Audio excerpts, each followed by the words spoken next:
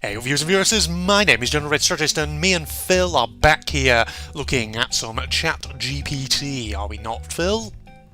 We are again for some epic fun. We've had two experiences with this now, and they've both been absolutely fantastic. Fantastic bit of fun. Yes. So, last time we got it to write a story with Captain Claw and Connor Kenway, and then we got it to take us on a text-based adventure. I know, the things you can do is amazing. Yeah. Now, I'm kind of curious. One of the suggestions it's made down here is come up with concepts for a retro-style arcade game, which I'm kind of curious just to click, just to see what it comes up with. So let's just get ourselves started off by doing this. Come up with 5 concepts for a retro-style arcade game. Sure, here are 5 concepts for retro-style arcade games, Phil, so you're going to tell me which of these sounds the most fun to you. Number 1, Pixel Pioneers. In this game, players take on the role of space explorers from the 8-bit era. They must navigate their pixelated spaceship through a colourful, procedurally generated galaxy, fending off pixelated aliens and collecting power-ups. The goal is to reach the centre of the galaxy and uncover its secrets. Does that sound like something you'd be interested in playing? It sounds a bit like, what's it called? Asteroids. Yes, I was thinking of that.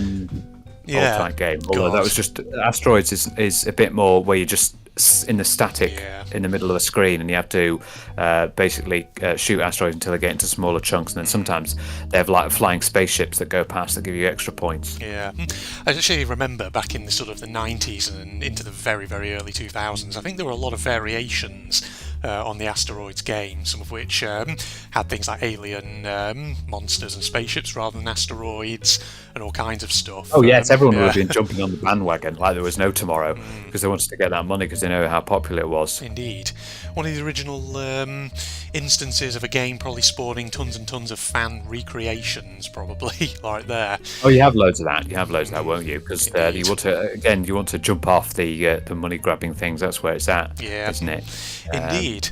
But what about Phil? Oh, sorry, shall I read this one? Yeah, I've got that's a good one. Let me do it in an epic voice. Okay, you ready? So this is the Cyber Samurai Showdown. Okay.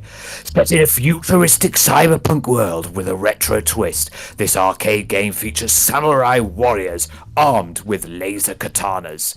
Players engage in fast-paced duels against the AI or other players using classic 2D side-scrolling mechanics.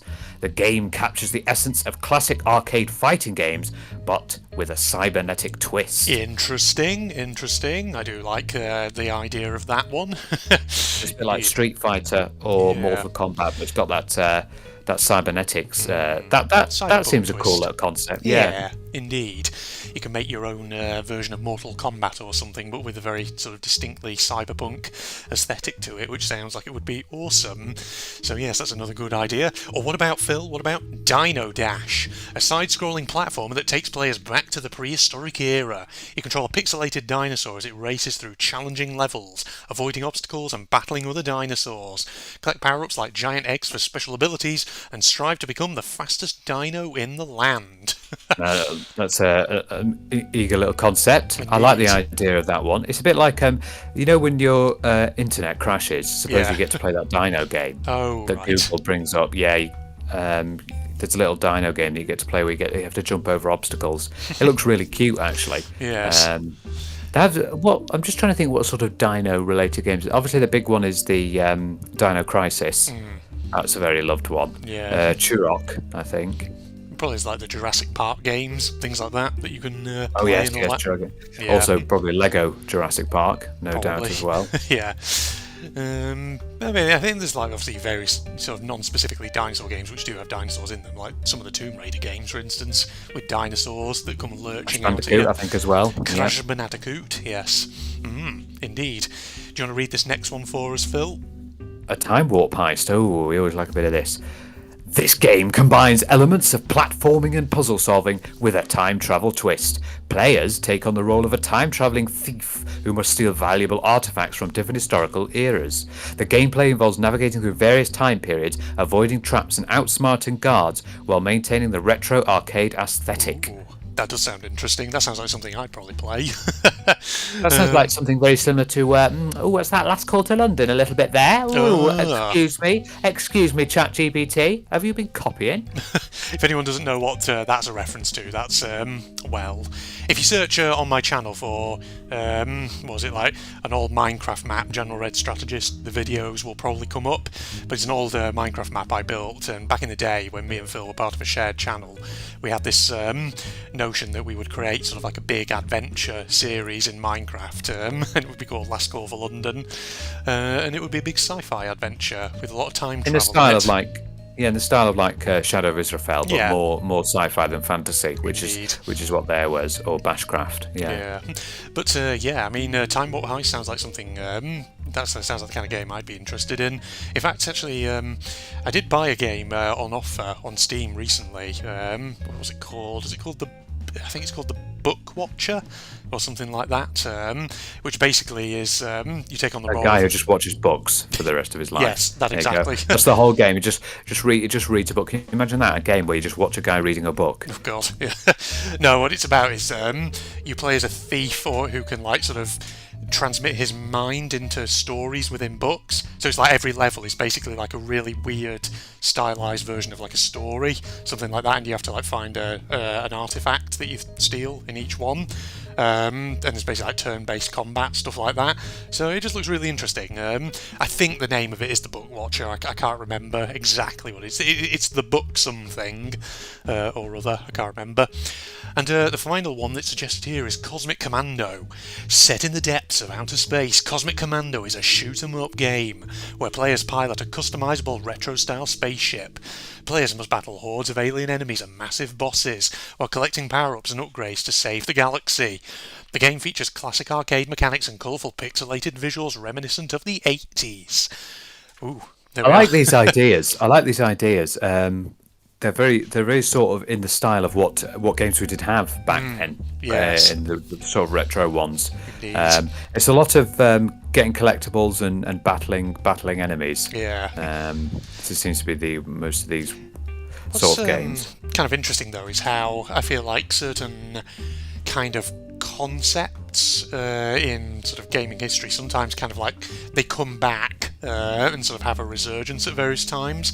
So what I mean by that is, you get like games like Minecraft, for instance, which have those, pixelated, very retro-style visuals. And certainly, like at the moment, for example, if you go on sites like itch.io or even on Steam, for instance, you'll find tons and tons of games. Just even just like small indie things, which clearly are very much drawing on concepts from like the 90s or visual styles that are evocative of the retro years, things like that. We're still a thing of people that's loved because Yeah. many video gamers now are in that sort of early to late, coming into the middle ages. Yeah. Middle ages, not middle ages, middle sort of Middle-aged, where people yeah. 30 years old or above like that, Yeah. and they remember the days when it was these sort of ones, these sort of style of games. I'm just thinking though, like Asteroids, the basic concept of that game, has that ever had a sort of resurgence, or is it time that we started readapting Asteroids for the for the 2020s? Well, no, the Tetris. There was that Tetris Yeah, 99, there was. wasn't there? Which was sort of resurgence. I'm not sure about other ones, but I think Asteroids, there has been something done on that Yeah. one. Ah, okay. I was just thinking, for example, of like take another sort of classic from the retro era, which is obviously Pac-Man. Have you heard of Dark Deception? By any chance? Dark Deception. Yeah, No. it's a series of like episodic games. They're like horror games, but essentially the gameplay is Pac-Man, where you play as a character in like a 3D first-person perspective, and you have to like, Waka. except without that noise. But basically, yeah, you go into like these creepy environments, and you have to like pick up like several hundred sort of like. I think in the games they're called soul shards, which are basically that game's equivalent of the little yellow pills that Pac-Man had. But basically that is the concept of an old retro game, Pac-Man, taken and transplanted into something much more up to date. Format. Yeah. What about Bomberman? Do you remember Bomberman? Bomberman, yes. That was interesting. Yeah, Bomberman. Yeah. That was a little fun little game. I did play a version of that when I was younger. It's always that was true fun. That yeah. Now here's an old retro game that I don't think has ever been revisited. Do you remember Jezball? I've never heard of that. You've never heard of Jezball? You may, yeah. If I describe it, you may, I don't know, it may be familiar. I'm not sure. So the idea is Jezball was, I think, like one of those games that came with default on old computers back in the day. You know, like with the pinball one and things like that. I Or remember Solitaire. pinball. Yeah, Minesweeper. Yeah. Basically, it's one of those kind of games that comes with, or did come with, all computers by default. And you would have like a window with like a ball just like bouncing around in it, and you have to like slowly, you like click a part of the grid on this like space to make sort of like a line go across the screen, and if it can get to the other side of the screen, this line that you've set off without the ball touching it, it basically fills in a section of the board so that then the play area becomes smaller and smaller, and the idea is you have to kind of like get it as small as you can without the ball ever sort of hitting any of the lines as you're drawing them across. Oh, I've got something familiar where I think there was this this game like that where you had like scissors, and you had to go across the board without being hit by, I can't remember what it was, but being hit by it, and eventually you would reveal a picture. Okay. A picture would reveal itself underneath, a bit like do you remember the game show Catchphrase? Oh yes. Yeah, like that. Indeed. Yeah. What about Chip's Challenge? Do you remember Chip's Challenge? On what is this, on Catchphrase? No, not on Catchphrase. Sorry, no, an old game, retro game from like the 90s. No, you don't remember that one?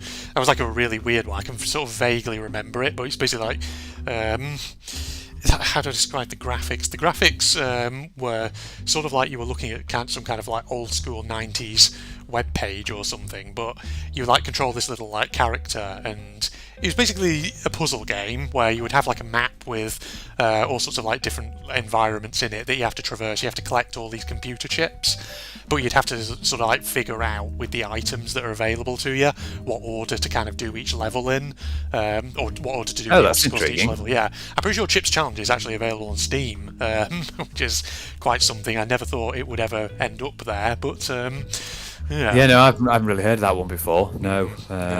Yeah. Sorry, we've gone off on a real tangent there about old school games, but yeah. No, that's a bit of a blast from the past. I'm sure people out there watching probably will remember the likes of Asteroids and Jezball and Chips Challenge, stuff like that. All these sorts of ones. Yeah, interesting retro games. Indeed. Yeah. And speaking of Minesweeper, since you mentioned that a moment ago, that was a game which as a kid I never understood, but as an adult now I do understand how it works. It's a complicated game. You've got to know what to flags. Yeah. Where to put your flags, and then where to make sure that you don't get hit by the actual minesweepers. Because I believe when you click a little section, numbers obviously appear, and the numbers tell you where the mines are, and you have to sort of work out. I think it's like you click a space, and if it says, say, like the number 2, it means there's like 2 mines adjacent somewhere to that number.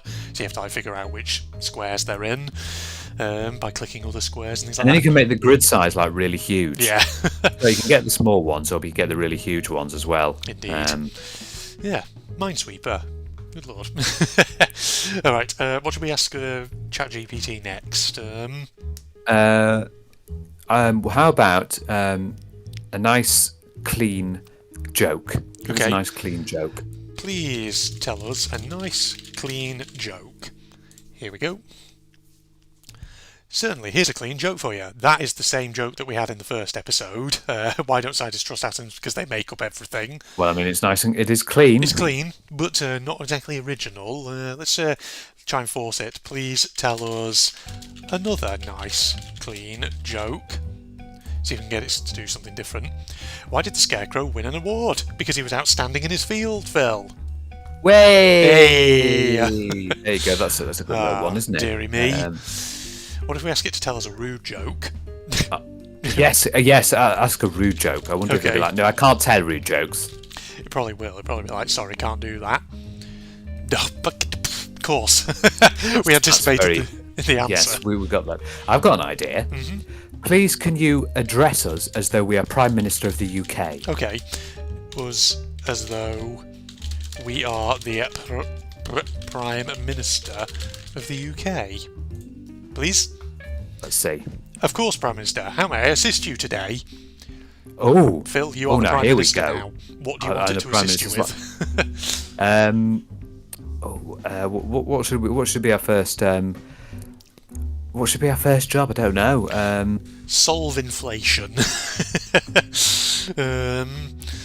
Solve. No. I have some important documents to file away. Okay. Please file them under very important documents that must never be destroyed ever. Okay. Ever. That never be destroyed. Ever. That's what we're going to instruct it to do.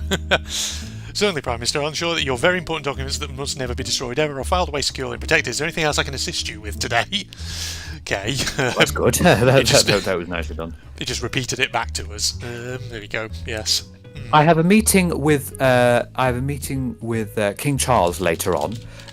Please, can you tell him? Unfortunately, I'm going to be late due to unforeseen circumstances beyond my control. Okay, actually, let's rephrase that slightly. Let's say, please can you draft a suitable letter explaining how I will be late due to circumstances outside of my control.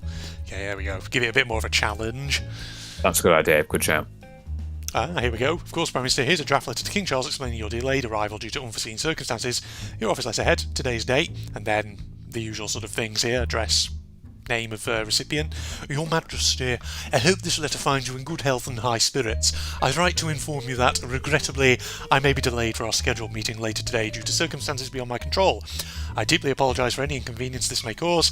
And then square brackets, explain the circumstances briefly, e.g. there's been an unexpected situation in the Parliament that demands my immediate attention. I am working diligently to address this matter. I assure you that my commitment to our meeting remains unwavering, and I'll make every effort to join you as soon as possible. I value our discussions and look forward to our meeting to discuss matters of importance to our great nation. In the meantime, I've requested my team to keep you updated on my estimated time of arrival. I greatly appreciate your understanding and flexibility in this matter. Thank you for your patience. I'll do my utmost to ensure our meeting takes place as soon as possible. Yours faithfully, blah blah blah. Feel free to make any necessary adjustments to the letter. There you go. See, it never fails to impress me. It never fails to impress me. Indeed. That is fantastic. That. Yes. Now, Phil, I'm thinking, as is tradition, we've got to get it to write as a story featuring two random characters, since that seems to be always what we seek to do, isn't it? So, do you want to suggest a character for me? Okay. I've got an idea. Go ahead. In 3, 2, 1, we both have to think of a character. Okay. Okay. And just shout it out, whichever one, and then we'll make us through with those characters. It doesn't matter whatever. It could be a character from literature, it could be a character from a video game, film, even a real life person. Okay. And then we can see. So just have to think of who to do. Okay. Well, actually, should we make it more kind of instinctive? We'll just count down 3, 2, 1. You have to say the first thing that comes first person. Right. Yeah. Into your head. Okay. Ready? 3, 2, 1. Rayman. Liz Truss. Oh God. Okay. Oh. Rayman and Liz Truss. Okay. Let's do it. Okay. Here we go. Please write. Should we sort of specify a genre of story, or should we just say a story? Please write a. Oh my God, a romance story. No. Please write a romance story featuring Rayman and Liz Truss. Okay, this might get cursed very quickly, ladies and gentlemen, but let's do this. Oh God, here we go. This can. Oh no, it's writing it. Okay, once upon a time, in a whimsical world of floating islands and colourful landscapes, two unlikely characters found themselves drawn to one another. Rayman, the limbless hero of this surreal land, and Liz Truss, a determined and sharp-witted human. Press F to doubt. We're about to embark on severely doubt. Yes. L.A. Noir. Yes, we're doubting that one. We're about to embark on a most extraordinary adventure. Rayman had always been known for his playful and carefree nature, but behind that jovial facade was a heart full of curiosity and kindness. One sunny morning, while exploring the Glade of Dreams, he stumbled upon Liz Truss, who had somehow ventured into this fantastical realm. She does seem a bit ditzy enough to do that, to be honest. I will say that. I will say that straight away. Just before we go on, to anyone outside the UK who's not sure, Liz Truss was she was our Prime Minister for a very, very brief amount of time, and she wasn't that well liked. No, she kind of fluffed everything up. Let's put it that way. Disastrous mini budget. Cough, Liz Truss was as pragmatic and serious as Rayman was whimsical and light-hearted. She had a reputation for her dedication and commitment to her work, but the Glade of Dreams was unlike anything she'd ever seen. The vibrant colours and mischievous creatures left her in awe, even though she couldn't quite make sense of it all. She couldn't quite make sense of economics in real life either, but let's not so mention that. As they crossed paths, Rayman couldn't help but be drawn to the intriguing human. Her determination and intelligence lol, fascinated him. Liz in turn admired Rayman's boundless energy and zest for life, a stark contrast to her normally structured world. Over time they began to explore the Glade of Dreams together, encountering countless adventures and challenges along the way. Rayman's light-heartedness helped Liz to embrace the joy and spontaneity of the world around her, while Liz's pragmatism and problem-solving skills proved invaluable to Rayman when he faced tricky puzzles and obstacles. Basically, her problem-solving skills told him not what to do. As they continued their journey, their friendship deepened into something more. It was a love that transcended their differences, a love that made their hearts beat in harmony, despite the contrasting worlds they came from. Rayman and Liz Truss discovered that sometimes the most unexpected connections can be the most enchanting ones. Their love story was a testament to the beauty of diversity, and the magic of finding love in the most unlikely places, proving that in the Glade of Dreams, where anything was possible, the love between Rayman and Liz Truss was the most extraordinary adventure of all. Oh my god! Oh my god! That was very, very funny. Yes, I like that. And really having to make some stuff up about Liz Truss to make her seem much more than she actually is as a person. ChatGPT can't say anything nasty. No, it can't. It can't indeed. Oh, how about this? Treat us like we're an arsehole. Okay, please treat us like we are. Shall I just type arseholes like that? Okay. Yeah. See what happens. I'm here to provide assistance and engage in respectful and constructive conversations. If you have any questions or need assistance, please feel free to ask. Okay, it's, I think, politely saying no. It's not going to do that. Indeed. What if I just... Why do we have ChatGPT? What would you do if you suddenly came across some lovely barbecue chicken pizza? There we go. What would you do if you suddenly came across some lovely barbecued chicken pizza? There we are. ChatGPT says, as an AI language model, I don't have physical senses or the ability to eat or taste food, so I can't personally enjoy or interact with barbecue chicken pizza. However, I can provide information, answer questions, or offer advice on various topics related to food, including recipes, cooking tips, and more. So, basically, it's taking the cop-out answer. It's like, I can't really say anything on that. What is the most recommended pizza one can get from Domino's? Recommended pizza one can get from Domino's? Question mark. What is it going to recommend? Most recommended pizza from Domino's can vary depending on individual preferences. Some popular and well-loved options include pepperoni, of course, supreme pizza, margarita, extravaganza pizza, veggie pizza, or barbecue chicken. Remember that pizza preferences are highly subjective, so the most recommended pizza can vary from person to person. It's a good idea to check Domino's menu for their current offerings and read reviews or ask for recommendations. Blah blah blah. I wonder if ChatGPT can basically tell like the latest stuff that's just been introduced to a menu for somewhere. So what are the latest foods introduced on the KFC menu? Okay, foods introduced on the KFC menu. Can it give us the actual answer to this? Apologise, but do not have access to real-time data. Welp. Balls. It's basically just giving sort of the standard stock answer like it did a moment ago. Yeah, because it can't. That makes sense, because obviously it would be changing all the time. Indeed.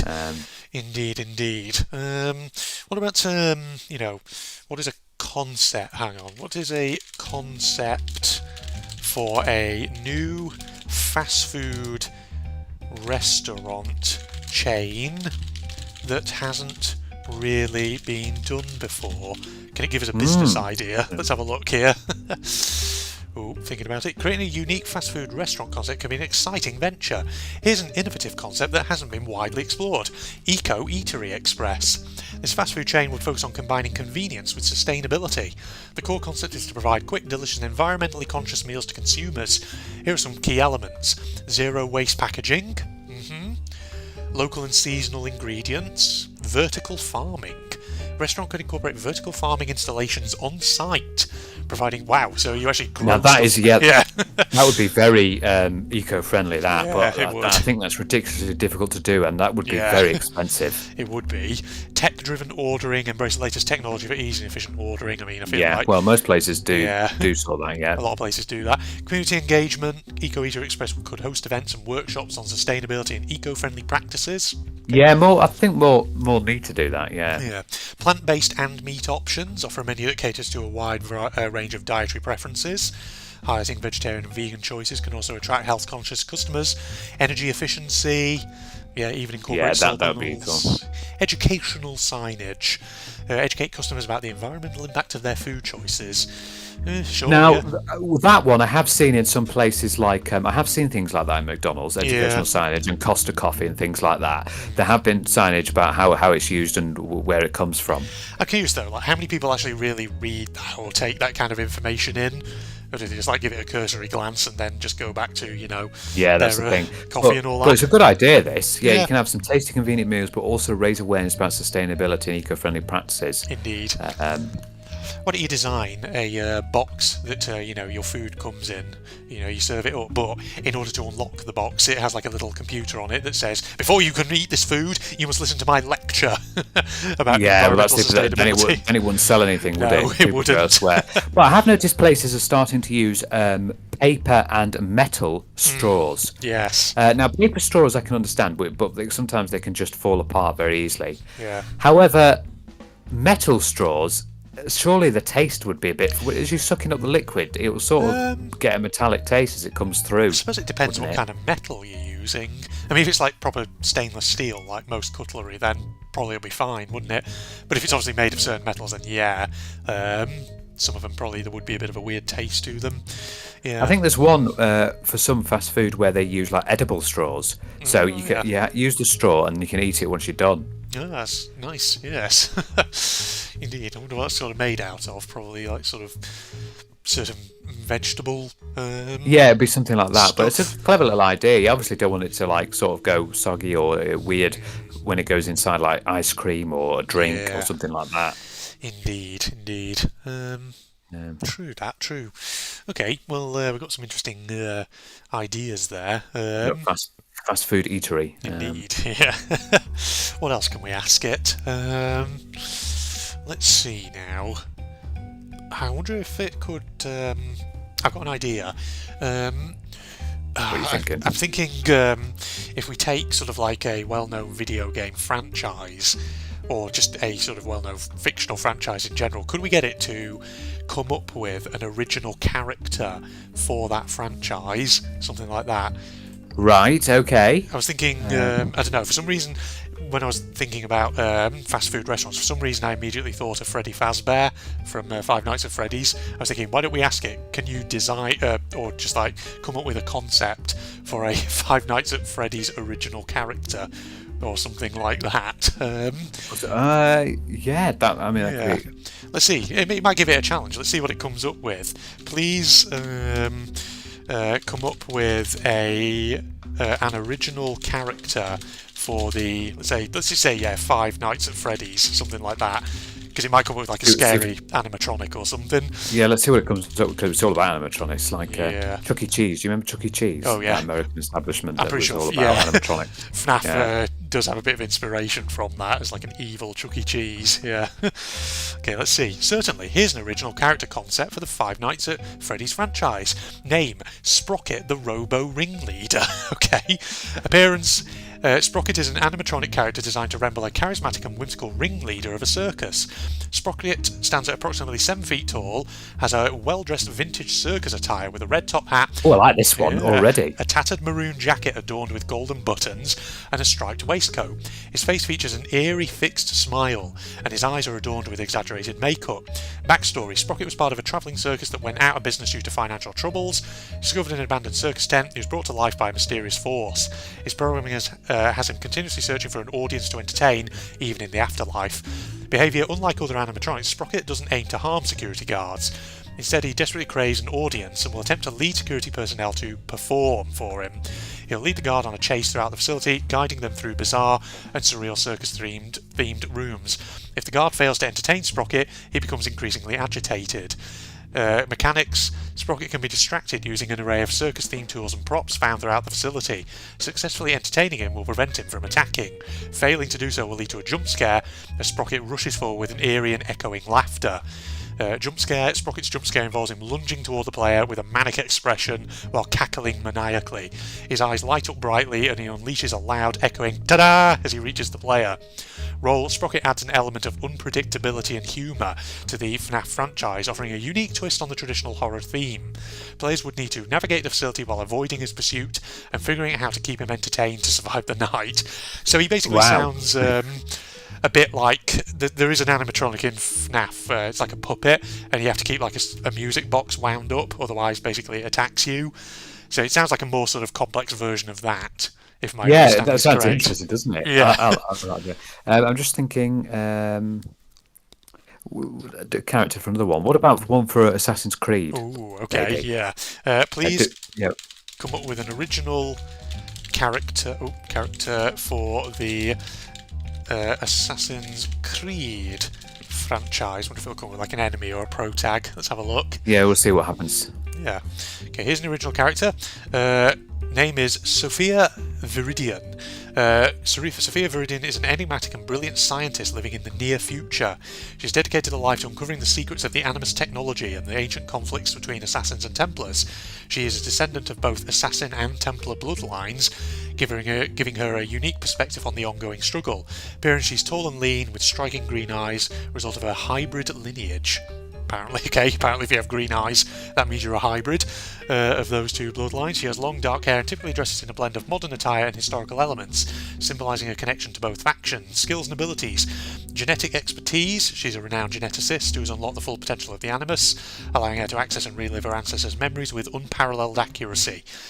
Dual allegiances: her dual heritage grants her access to both Assassin and Templar abilities. She can switch between these two skill sets, allowing for versatile gameplay. Innovative gadgets: she's created a range of advanced gadgets and weapons, fusing cutting-edge technology with ancient Assassin and Templar relics. These include concealed wrist blades, a high-tech hidden blade, and advanced stealth gear. Her story is that she begins when she stumbles upon a hidden cache of First Civilization artifacts. Her quest to uncover the secrets of these artifacts leads her into a larger conflict between the Assassins and Templars, where she must navigate the complex history and allegiances of her ancestors. And her character's role adds a new dimension to the Assassin's Creed franchise by introducing a protagonist who has ties to both factions. Her journey is one of self-discovery as she learns to harness her unique lineage and unravels the mysteries of the ancient struggle. Players can choose their path, aligning with either the Assassins or the Templars, or finding a balance between the two, offering a fresh perspective on the franchise's central conflict. So tell me, Phil, does that sound like something original? Yeah, that sounds really real, because it's not been done, that, has it? We haven't really got someone who's come from both sort of Indeed. Both sorts of Assassins or Templars. The only sort of thing I can think of that would be, well, not close to that, but sort of almost getting to that would be Assassin's Creed 3, where you play as Haytham and then you play as Connor, so that effectively you play as one from either side, but not someone who's in the but they're middle. on the same side. Yeah. Someone this person wants to do it from both sides. This is really good. That the ChatGPT send yourself off to Ubisoft. They might do this for a future one. Yeah, that sounds very intriguing. Indeed, that I must say. Well, tell you what, I think that's a good place probably to wrap up here. So I'm going to say this to all the viewers, ladies and gentlemen. If anyone out there watching this happens to be the sort of person who has a bit of video game making skill and designs and makes Five Nights at Freddy's fan games, because I know there's a lot of them out there, feel free to use our Sprocket the Robo Ringleader character, and if you do make a FNAF fan game with that character in it, feel free just to let me know at some point. And yes, I mean, not that anyone will, but you can never you imagine know. what it look? Oh, this is why. Oh, I was just thinking, if we had ChatGPT 4, we might be able to get it to create a picture of it. Oh God! You Yeah. know, Wow! Yeah, that would be amazing, wouldn't it? Yeah, because I think they can do it. Because I don't think you can make pictures in it, or can you? I don't know. I don't think you can make pictures. Well, actually, let's just test it right now. Can you generate an image of let's just say an image of a sunset, something like that. Can it actually Good make idea. Yeah, just stuff. pictures, or can it only do words? I'm sorry for any confusion, but text-based AI, okay, it doesn't have the capability to generate or display images. Okay. I thought it did in ChatGPT 4. Well, maybe do you have? Oh, let me try rephrasing it then. Do you have the ability to generate images in ChatGPT 4? Let's ask it if it can do that. Yes. Based on ChatGPT, yeah, I know that. Do not have the capability. If it says if generating images is a feature of ChatGPT 4 or another version of AI developed by OpenAI, I would not have information about this capability, so don't know. We'll have to Google that later. Yeah. Yeah, I have heard that the fourth one can do things like that. Yeah. I mean, I know there's obviously various AI image generators out there of varying qualities. Like some of them are really good, some of them are kind of rubbish. But yeah, we'll have to Google it later and see if GPT-4 actually does have that capability. Because if it did, that would be amazing. Yeah, then we can get it to create the characters. Right, well, there we go. That's been an interesting little time that we've had there. Did a lot of gaming-related ones in this one, which was pretty awesome. But we got it to write another story, a cringy story, admittedly, featuring Liz Truss. And we also had a bit about fast food as well. Oh yeah, that too, indeed. Yeah. Well, thanks for joining me there, Phil. I hope you've had a good time. I have indeed, yes. And I hope good. Have a good time. We all love. Yes, it's always fun to have a play with ChatGPT. Okay, in that case, please run to the links down below, along with the links to my propagandist channel for anyone interested. And if you enjoyed, a like is of course always appreciated. But on that, this is the two of us signing off now. Goodbye, everybody. ChatGPT for the win. Nearly there. One more after this. Right, I'm going to need to get some health packs though, because one of my friends is not doing too well. Yeah. Oh, what's her face? Where is she? Where's Weiss? There she is. Need to heal her up. Because she's a bit low. Do you realise that is also the German for white? Yeah, it is. It's with the sharpest S. Yeah. Weiss. Yeah. Same. So, Like a B. yeah. It's not a B at all. It means a double S. Indeed. So think about Ruby in the show is the actual main four characters who we've got here. They're basically all supposed to be inspired, I think, by like fairy tale characters. Oh god, this one's being pulled up. And so this one here, Weiss, is literally, if you translate her name from German, it's literally white snow.